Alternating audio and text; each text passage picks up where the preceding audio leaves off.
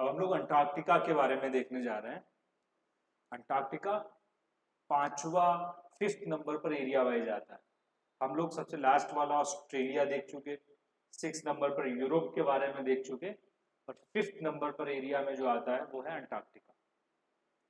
तो अंटार्कटिका के बारे में हम लोग देखने जा रहे हैं। अंटार्कटिका को पढ़ने से पहले अंटार्कटिका के बारे में बहुत कम चीजें हैं। पता ही है अंटार्कटिका पे कोई रहता तो है नहीं, तो ये ऐसा कॉन्टिनेंट है जहां पर इंसान नहीं रहते हैं, बसते नहीं। सिर्फ अंटार्कटिका पे रिसर्च होती है, तो रिसर्च करते हैं, इसलिए बोल भी देते हैं continent fully dedicated to research या साइंस। ऐसा कौन सा कॉन्टिनेंट है जो साइंस के लिए डेडिकेटेड है, सिर्फ रिसर्च होगी वहां पर। अंटार्कटिका अंटार्कटिका के बारे में 2-3 चीजें, ये सबसे हाईएस्ट कॉन्टिनेंट, हाईएस्ट मतलब सी लेवल से सबसे ऊपर स्थित कॉन्टिनेंट। ये क्वेश्चन अच्छा क्वेश्चन है। हाईएस्ट कॉन्टिनेंट कौन सा है? कोल्डेस्ट सबसे ठंडा है, ये तो पता ही है क्योंकि साउथ पोल पे सबसे ठंडा कॉन्टिनेंट है। और हाईएस्ट हो गया, कोल्डेस्ट हो गया, ड्राइएस्ट भी है। ड्राइएस्ट मतलब सबसे सूखा कॉन्टिनेंट भी। सूखा मतलब बारिश नहीं होती। अच्छा, ये आपको एक चीज, ये अच्छी चीज है, पता होनी चाहिए वैसे, कि अंटार्कटिका जो है कॉन्टिनेंट हमारा, ये वाला अंटार्कटिका, अंटार्कटिका कॉन्टिनेंट जो है ये वर्ल्ड का सबसे लार्जेस्ट डेजर्ट भी है, रेगिस्तान भी।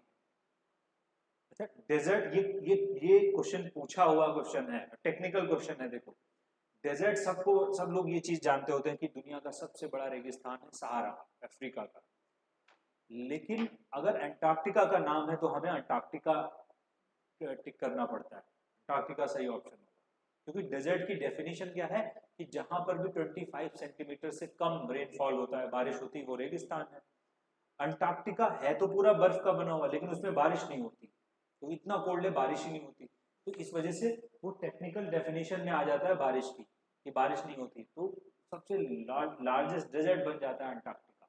तो इसलिए सबसे ड्राइएस्ट कॉन्टिनेंट, सूखा कॉन्टिनेंट है, भले ही बर्फ है वहां। ठीक है, तो अंटार्कटिका के बारे में बहुत कम चीजें हैं जो हमें मतलब क्योंकि लोग रहते नहीं है, तो कुछ चीजें भी बस हमें मार्क करनी है अंटार्कटिका के बारे में। पहले तो एक नाम, अच्छा देखो, हाँ ये भी पता होना चाहिए कि एक नॉर्वे के सेलर थे अमंडसेन। अमंडसेन को क्रेडिट दिया जाता है कि उन्होंने अंटार्कटिका की खोज की, तो नाम कहीं पे लिख लेना। अमंडसेन पीक भी इसलिए सबसे बीच में बनी हुई है, देखो अमंडसेन नाम लिख लेना। नॉर्वे के थे अमंडसेन, उन्होंने अंटार्कटिका की दक्षिणी ध्रुव, तो क्वेश्चन पूछा है ना, दक्षिणी ध्रुव की खोज किसने की? ऐसे नॉर्थ पोल रॉबर्ट पियरी ने नॉर्थ पोल को डिस्कवर किया। ये साउथ पोल है, अमंडसेन ने जिसको डिस्कवर किया, तो वो नाम इंपॉर्टेंट है हमारे लिए। अंटार्कटिका के बारे में कुछ ही चीजें हैं जो हमें मार्क करनी है। देखो, शुरू करते हैं हम लोग। ये है वेडल सी। वेडल सी, वेडल सी, फिर से आजकल ये ट्रेंड बहुत चला है एग्जाम्स में, छोटे छोटे सी पूछ लेना। नॉर्थ सी किस ओशन में है, वेडल सी कहाँ पर है, तो आपको पता होना चाहिए। ये हमने शुरुआत में देखा था जब फर्स्ट वीडियो का बर्ड मैप वाला स्टार्ट किया था, कि 5 ओशन है। अंटार्कटिका के आसपास का जो ओशन है पानी, उसको सदर्न ओशन कहा जाता है, दक्षिणी महासागर। तो वेडल सी किसका हिस्सा है? सदर्न ओशन का, दक्षिणी महासागर का पार्ट।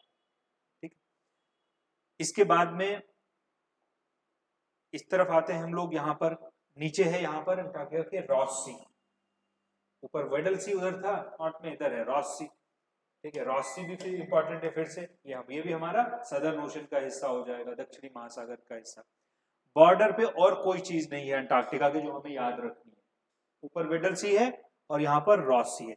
एक चीज हमें याद रखनी है, और वो यहाँ पर बना हुआ है, देखो। और ये बहुत अच्छा क्वेश्चन बनता है जब आप पूरा वर्ल्ड मैप देखोगे सही से। तो देखो, ये ऊपर है साउथ अमेरिका कॉन्टिनेंट, ये ऐसे जाएगा दक्षिण अमेरिका, और फिर यहाँ पर पानी भरा हुआ है नीचे, फिर ये अंटार्कटिका शुरू हो जाता है, ये नीचे अंटार्कटिका वाला, वो वेडल सी था उधर। ये एरिया ड्रेक पासेस कहलाता है। ये बहुत इंपॉर्टेंट क्वेश्चन है कि ड्रेक पास क्या करता है, दक्षिणी अमेरिका महाद्वीप को अंटार्कटिका से अलग करता है। अंटार्कटिका और दक्षिण अमेरिका, सदर्न अमेरिका के बीच में कौन सा पास है, जिसको ड्रेक पासेस बोलते हैं। जो लोग भी अंटार्कटिका जाते हैं ना, वो यहीं से जाते हैं, यही रूट ही अंटार्कटिका जाने का, ड्रेक पास को क्रॉस करके फिर अंटार्कटिका आ जाएगा। इधर से ही आते हैं, ड्रेक पास को क्रॉस करने के बाद अंटार्कटिका पहुंच जाता है। तो ड्रेक ड्रेक पास इसलिए बहुत इंपॉर्टेंट हो गया। 3 चीजें बस हमने लिखी हैं, वेडल सी, ड्रेक पास जो साउथ अमेरिका और अंटार्कटिका को अलग करता है, और रॉस सी, ठीक है। और तो अंटार्कटिका के बाहर या आउटर जो बाउंड्री हम लोग पहले पहले देखते हैं, वहां पर कोई ऐसी चीज नहीं जो हमें मार्क करनी। अंटार्कटिका की हाईएस्ट पीक है विंसन पीक, VINSON, विंसन मासिफ लिखा होगा सबके में, देखो 4897 मीटर की ये हाईएस्ट पीक अंटार्कटिका की। जैसे यूरोप की हमने देखी थी माउंट एल्ब्रूज, हाईएस्ट पीक है। एशिया की पता है ये माउंट एवरेस्ट होती है। तो ऐसे ही हर कॉन्टिनेंट की highest peak, mount Vinson Antarctica की हाईएस्ट पीक। फ्रोजन कॉन्टिनेंट है, इसलिए इसके बारे में एक वर्ड और लिखना है सबको, ये डायनेमिक कॉन्टिनेंट बोला जाता है। डायनेमिक मतलब इसका एरिया भी फिक्स नहीं है। कहते हैं ठंड में, जब ठंड होती है अंटार्कटिका में तो इसका एरिया बढ़ जाता है। बढ़ मतलब जो आसपास की आइस है, वो पानी है, वो सब फ्रोजन हो जाता है, तो इसका एरिया बढ़ जाता है। और जो जब गर्मियां आती, यहाँ पर गर्मियां में भी हाईएस्ट टेम्परेचर 2 डिग्री सेल्सियस बच जाता है। समर्स में, गर्मियों में 2 डिग्री, ठंड में तो नेगेटिव चलता है, 100 के आसपास पहुंचता है, ठीक है।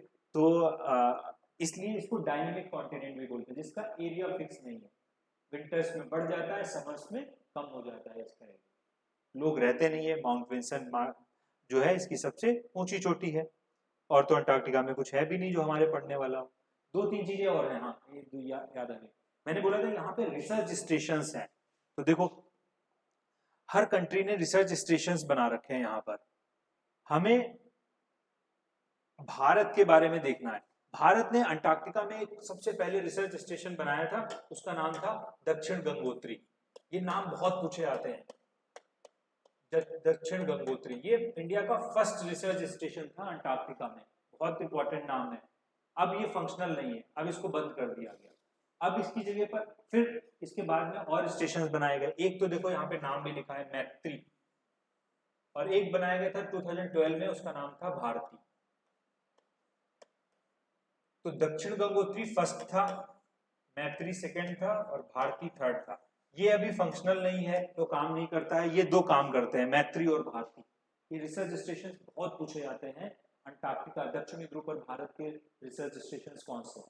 जैसे हम लोग ऐसे यहीं पे लिख देना नोट डाल के, नॉर्थ पोल पर, उत्तरी ध्रुव पर भारत का एक रिसर्च स्टेशन है हिमाद्री, उसका नाम, वो हिमाद्री ऊपर है नॉर्थ पोल पे। ये दोनों तीनों नीचे हैं, तीनों याद रखने हैं। ये फंक्शनल नहीं है, बस इसको ऐसे भी याद रखना है, ठीक है।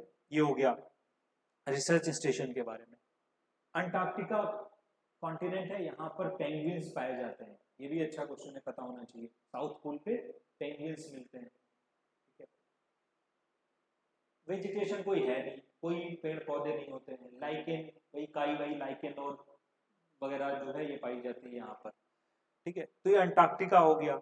इसके चारों तरफ का ओशन क्या हो गया, देखो नाम लिखा है सदर्न ओशन, दक्षिणी महासागर, ठीक है। बस तो 4-5 चीजें, ये जो कुछ पॉइंट्स हैं, ड्रेक पासेज हो गया, माउंट विंसन हो गया, भारत के रिसर्च स्टेशन हो गए, वेडल सी और रॉस सी हो गया, ये रॉस सी, ये वेडल सी, और यहाँ पर ड्रेक पास। बस कुछ पॉइंट्स हो गए जो हमारे अंटार्कटिका के बारे में। इसके बाद हम लोग 4th नंबर पर जो कॉन्टिनेंट है साउथ अमेरिका पढ़ेंगे, और फिर नॉर्थ अमेरिका।